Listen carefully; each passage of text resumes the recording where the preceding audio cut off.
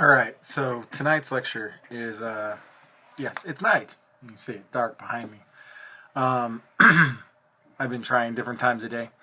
At this point, I'm ready to fall asleep. So if I fall asleep in the middle of this lecture, feel free to do so yourselves. Anyhow, we're going on to chapter 27.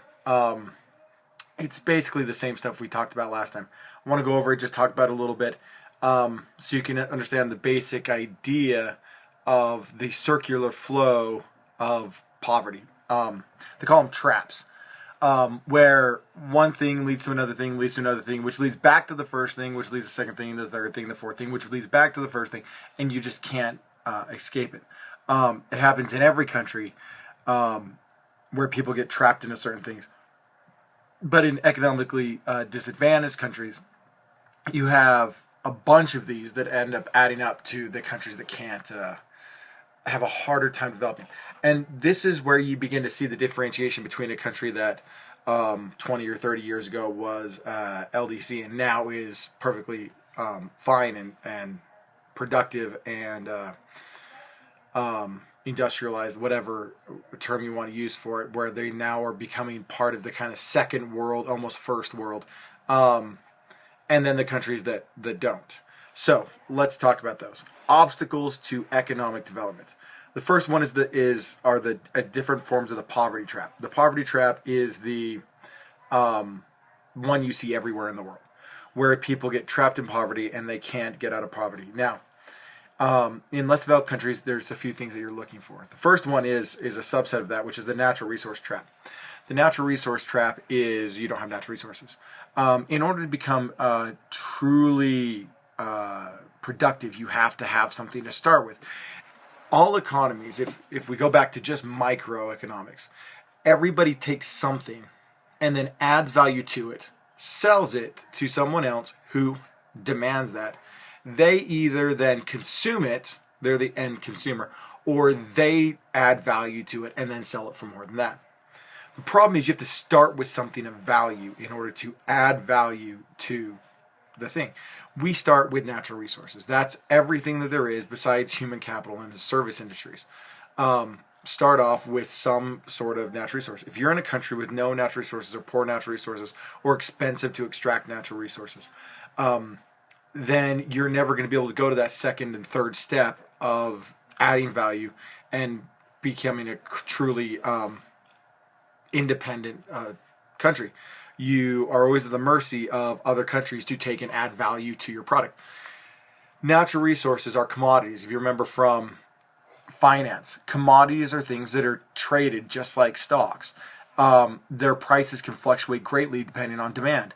And countries that are at the mercy of things that fluctuate in value can be hurt very quickly. Also, natural resources, especially agricultural natural resources, can be affected greatly by the weather and things like that. And you can get 1 year can devastate your economy, one bad year.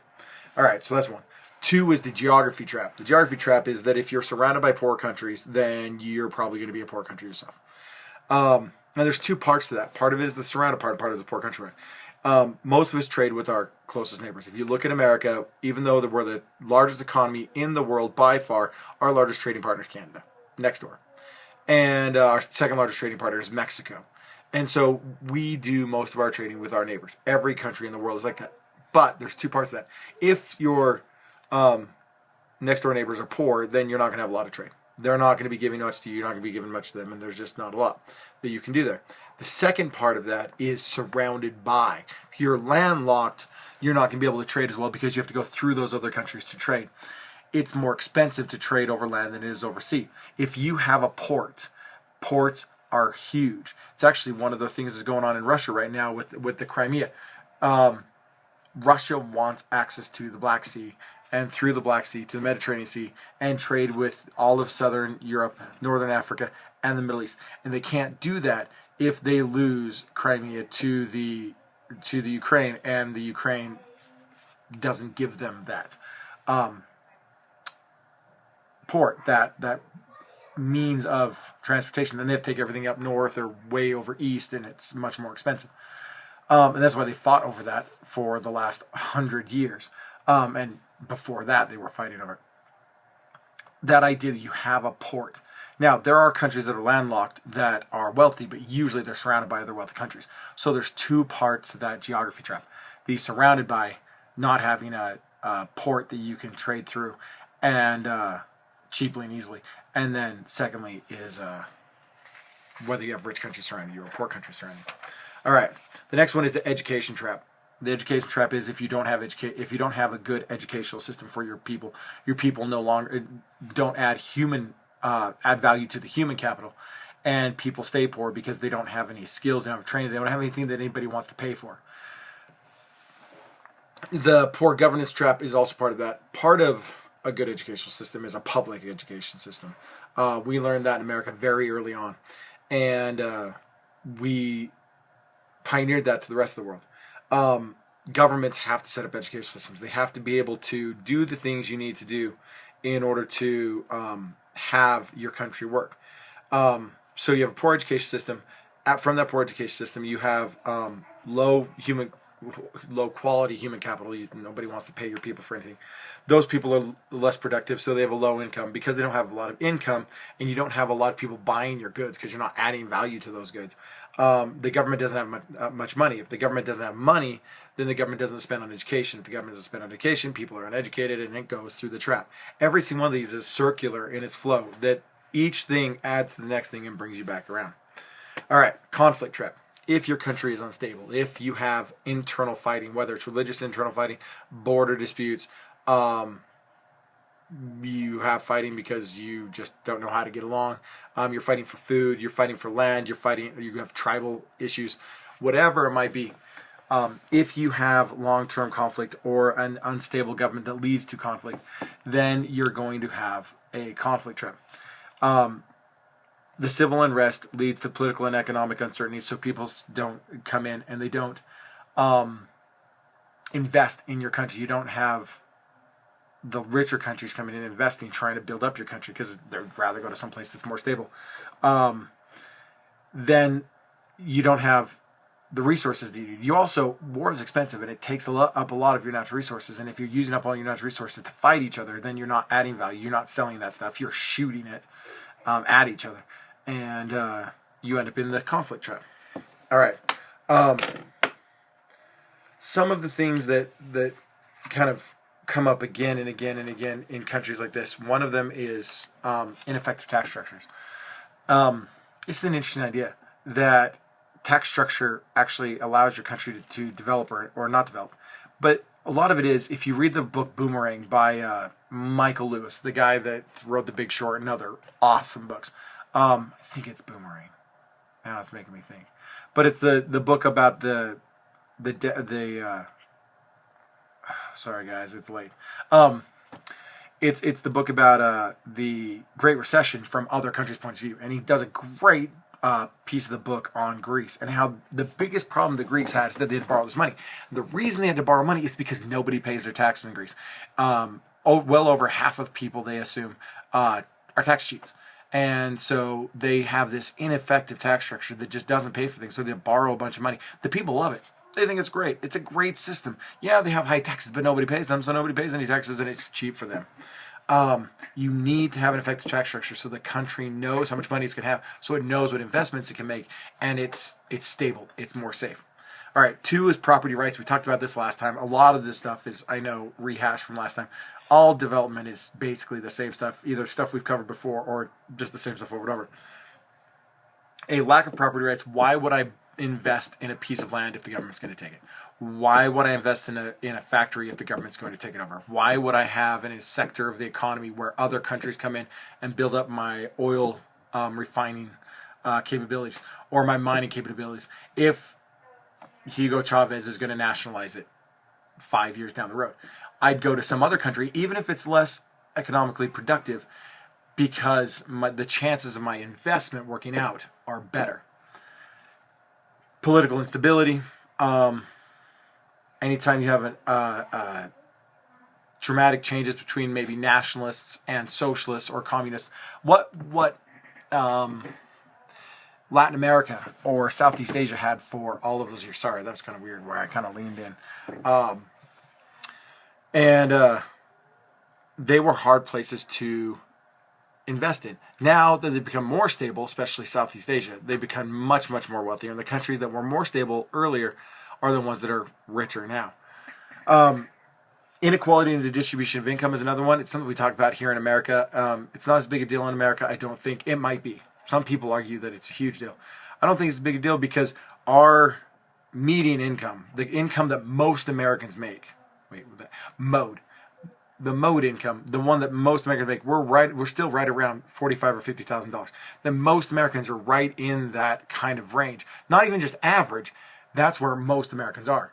We're fine. That's middle class. It's way better off than any other country. But when you have countries where the high end is everything and the low end is a small percent, but that small percent is even tiny in comparison, PPP, purchase power parity. In America, we're great. We're fine. Even though it's what we have income inequality, we're still fine. Countries where you're not fine and you make the median income or the mode income, that's where you're going to have a problem.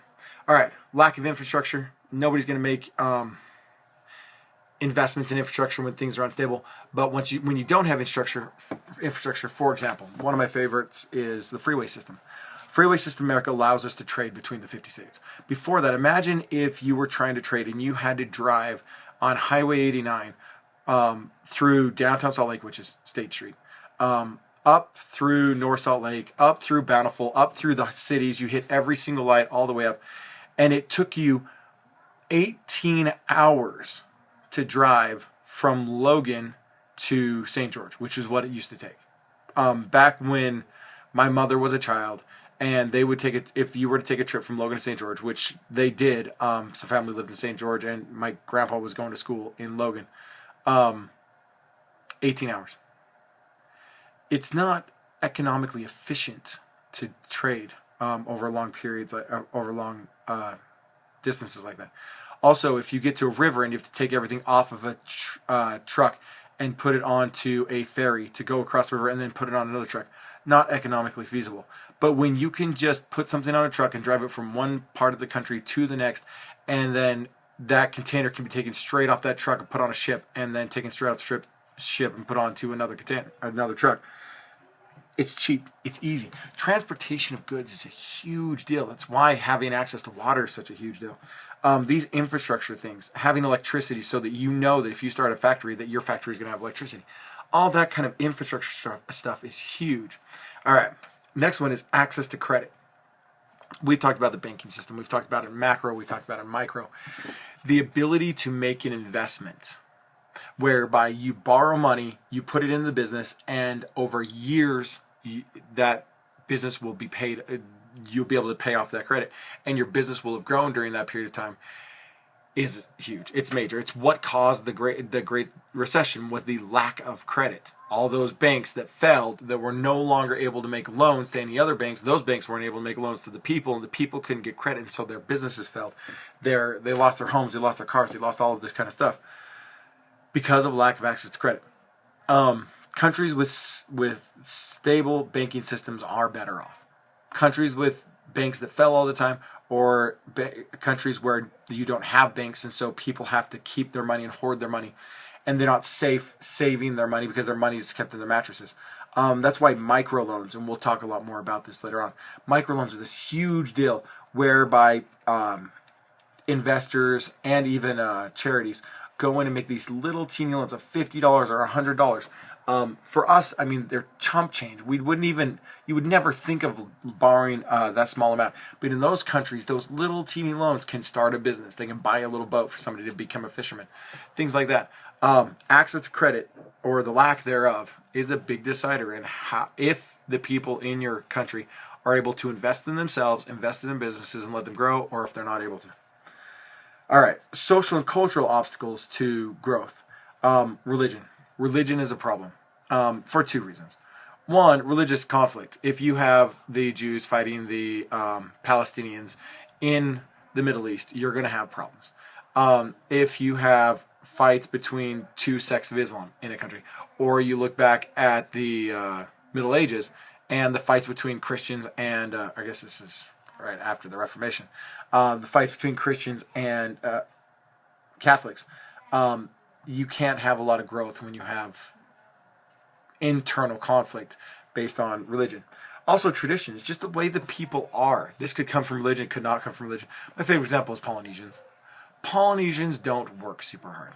They're huge people who don't work super hard. The reason is there was not a great amount of value added by doing certain things because they knew at any point a hurricane could come in and take out their country. So they built minimalist houses, they built minimalist farms, they did everything knowing that they could lose everything. And so there was no true long-term investment in economic goods.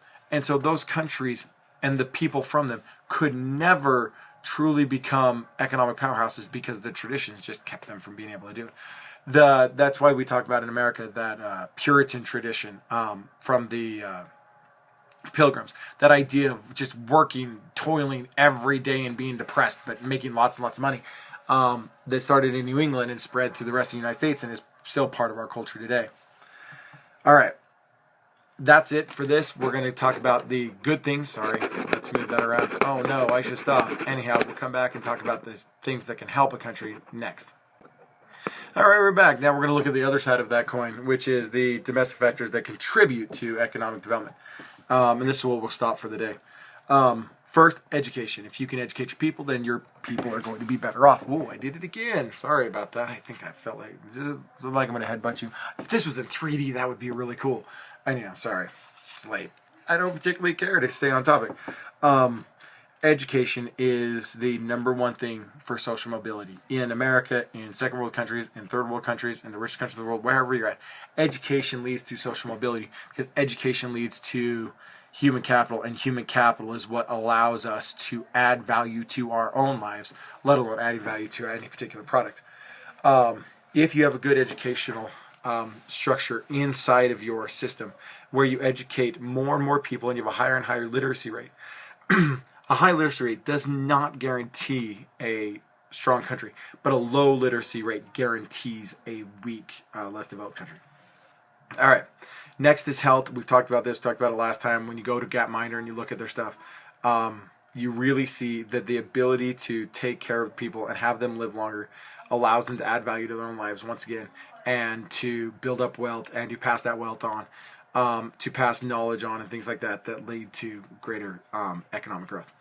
Banking, credit, and microcredit. Just mentioned it last time. It's the opposite of that. And that is if you have banks where people can save their money and they can use that to then invest later on, where they can borrow in order to invest in capital, in human capital, in in the extraction of natural resources, any of that kind of stuff. You need that. If you don't have that, you're going to have a very hard time ever developing. It's a huge part of our economy in the United States, in England, and the other large countries in the world, powerful, more developed countries in the world, is that they have these huge banking sectors. Now, people, they call banks the devil nowadays. You know, they're horrible. They take advantage of people. But they allow for that economic growth. Without it, you wouldn't have it. So countries that have that are able to be more economically developed. Then you actually have in the book a bunch of great examples of this. All right, the other one we talked about yesterday was the empowerment of women. The more women are involved in the economy, the stronger your economy is going to be, because the larger your workforce is going to be. So reducing fertility rates, women who don't have to have as many babies and are able to work longer and harder hours are going to make the country more productive. Women are better at a lot of things than guys, dude. Sorry. I mean, it's true. They have more patience. They're usually smarter. They're better riders. Dudes are kind of hyper and they're all over the place and they're not the greatest communicators. And so they do add a lot to your economy. Now, that sounds kind of sexist to say that, but when you're coming from almost every LDC is a country that is incredibly sexist. And you see that's the countries that have developed over the last 20 years. One of the number one things you see is that liberalization, that early liberalization of women's rights versus the countries where women don't have rights and then they just aren't developing at all. Women's health overall, in terms of life expectancy, is another big part of it. In most countries, women live shorter lives than men. In the United States, women live 7 years longer. I think it's 9 years in Northern Europe. You can see that the more developed a country becomes, the longer women live. Okay, that's all we're going to talk about today. Next time we'll come back and we'll talk about international obstacles to economic development, things that are not internal to your country, they're external to your country. Here's your assignment. I'm going to type this up for the sub, but I'm going to explain it here to you guys.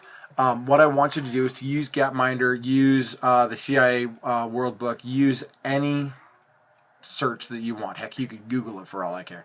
I want you to find, I want you to make a list of 3 lists. I want you to make list number 1 of 5 newly developed countries. Countries that over the last 15 years or so have gone from being less developed countries to more developed countries.